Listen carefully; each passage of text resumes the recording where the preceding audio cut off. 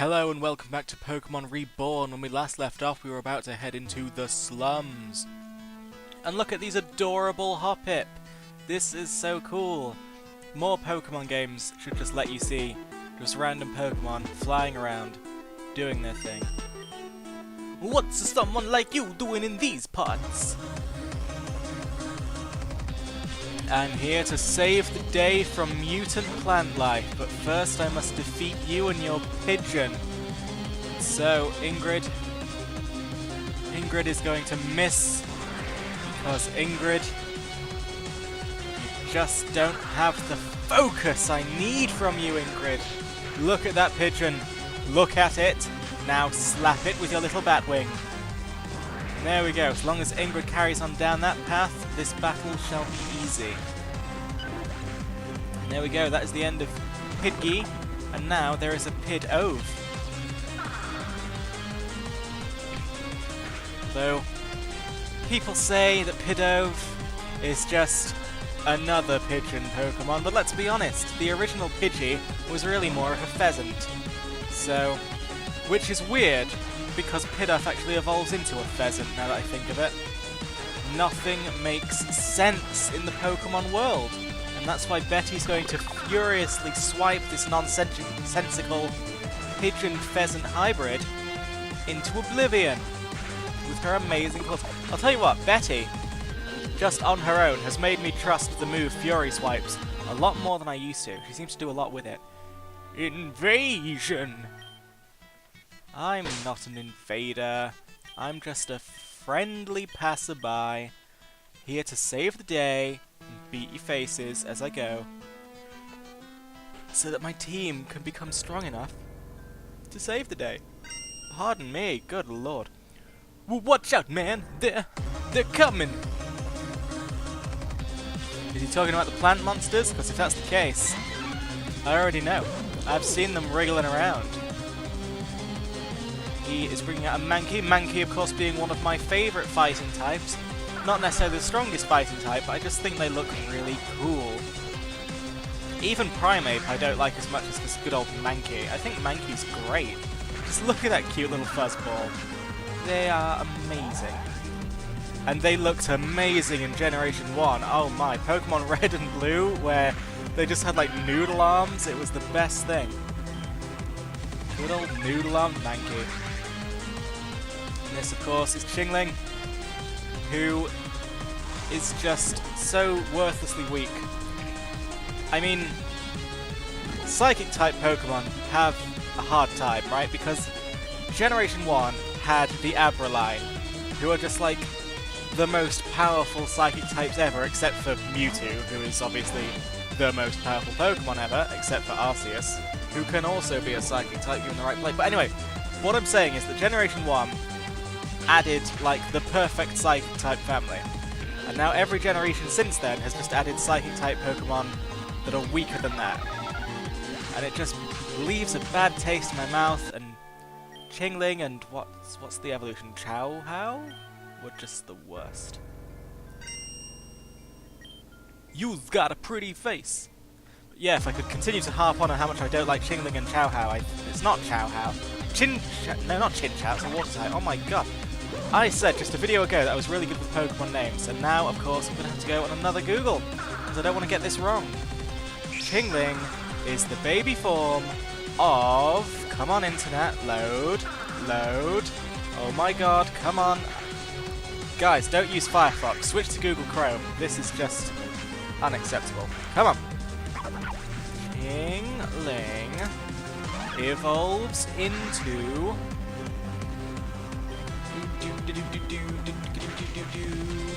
Come on, what's the word? Chimcho. See, I was close to Chimchou, but I knew that wasn't the right thing, so... Yeah. Anyway, point is, Chingling is this really annoying baby Pokemon that learns terrible moves, except for like the final Gambit. But even then, it's not that impressive, and is really difficult to use. You've got a pretty strong. So yeah, it's this really weak baby Pokemon that then, after all that care, love, and attention into making it happy, evolves into a Pokemon that's still just kind of weak. It's so annoying. And, as it turns out, when you walk into these Hoppips directly, you get to battle them. So, let's do it. Let us capture a Hoppip. I mean, Hoppips are pretty weak as well, but at least they're super cute. Look at them, with their creepy yellow eyes. They are amazing.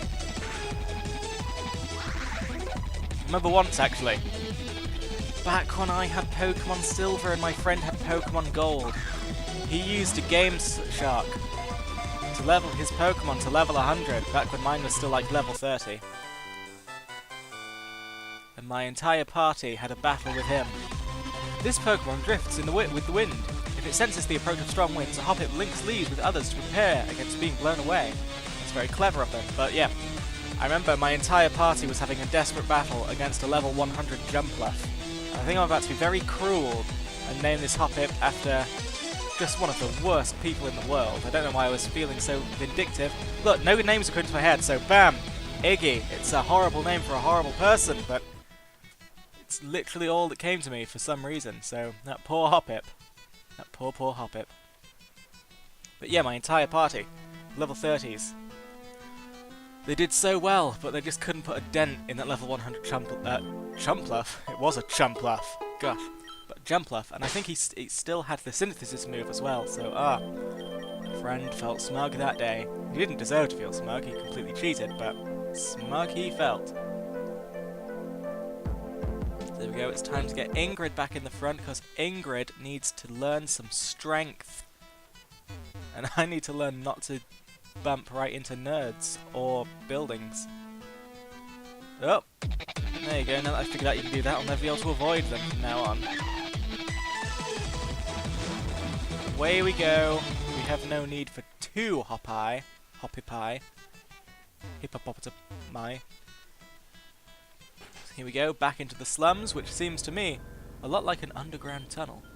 You ever seen one of them before? It's called a light shard. They appear all around Reborn in random places. I'd take it if it were valuable, but unfortunately it'll disappear the moment anyone touches it. Has the side effect of being kinda refreshing, restores your Pokemon and all. That. But I'm A-okay. You want it? Ah, the people in these slums are actually rather nice, aren't they? Offering me healing star crystals. Box, why you do this? That's not going to make any sense for at least a little while. But I can confirm there's a strange thing going on with a box in this particular area. So here's Patrat, who is, I think, literally my favourite low-level common Pokemon. You know, a lot of people, their favourite is Rattata, but my favourite is the good old Patrat, just because of his big, evil eyes. I'm also quite fond of Sentret, but Patrat wins. Again, just look into those scary, scary peepers. And that, by the way, was the very first time in any Pokemon game I have ever been obliterated by Bide. So, well done for the move Bide for finally being useful. I was hoping I'd get him out of the way before he could unleash the power, but alas, it was not to be. And Pancham is an amazingly cute fighting Pokemon, and one I really should have more experience with, given that I love pandas. I mean, who doesn't love pandas? Everyone loves pandas, but I've never caught one yet. They're Gen 6, aren't they? I'm pretty sure they're Gen 6. I have caught one, that was a lie, but I've never trained one yet, so I don't know that much about the Pancham family. I hope they're awesome. And if they are, maybe I'll use one in this game. So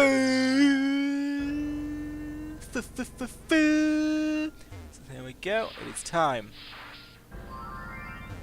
Let's see if that did the deed. And yes, all my Pokemon are healed. It's like a portable Pokemon Center, one use only. So if they start liberally spraying those around exploration areas, I'm going to be very happy.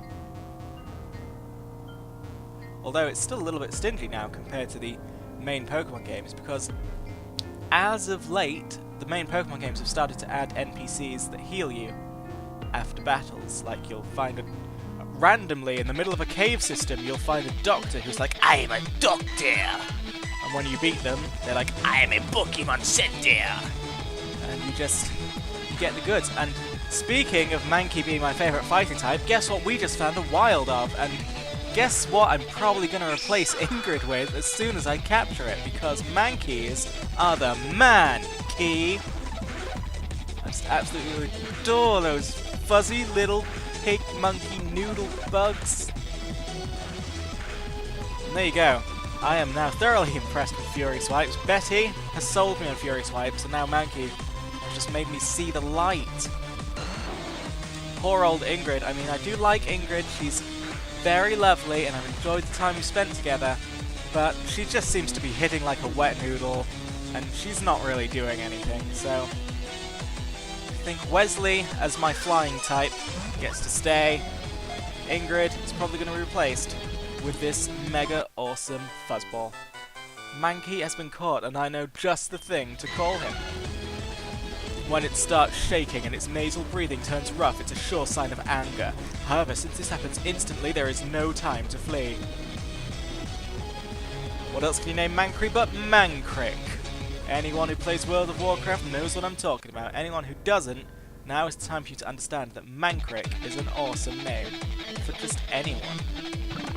And now it seems this place is absolutely littered with wild Pokémon, more than I ever thought possible. We get to have our own paradoxical pigeon pheasant monster. There we go, Ratty Boy. Don't demolish it like you did that Hoot Hoot. Well done, he's a good Ratty Boy. So now, here we go. Shall be mine, Dove.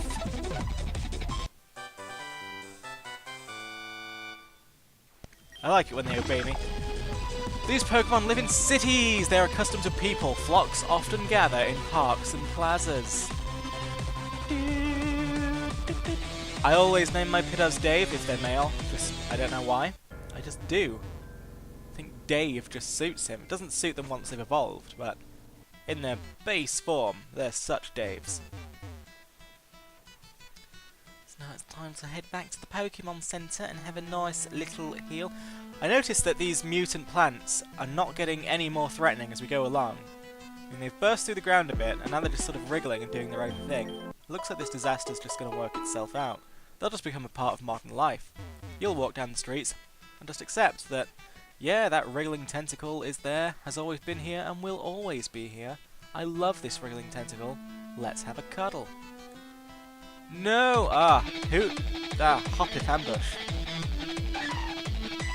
You always think you can sneak by, but then they swoop on down with their scary, beady eyes of death. Just crashing all over the place.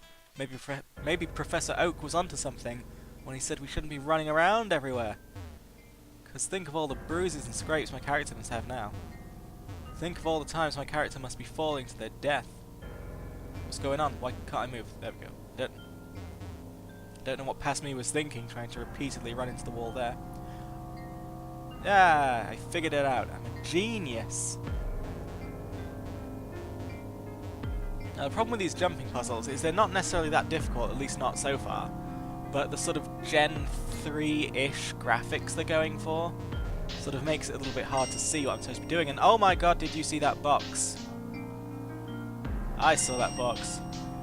I think I had too much to drink and I didn't even drink anything!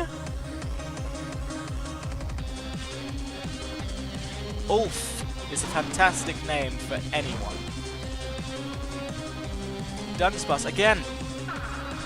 I do love a good Dunsparce. Not only do they look cool, but again in competitive battling, Dunsparce can be pretty great. If you give them the Serene Grace ability, give them Thunder Wave plus Headbutt, and they're superbly frustrating. And I love them for that. Good old Ingrid is about to get a wealth of experience points, which is annoying, as I was just planning on swapping her out for Mankey as soon as I ended this video. Whoa, dude! Speaking of ending this video, I'm about to end this video. Thanks very much for watching so far. I hope you're still interested in this series. I hope you're interested in finding out what's going on with the mysterious moving box in these slums. I certainly am. Thank you for watching, and I'll see you later.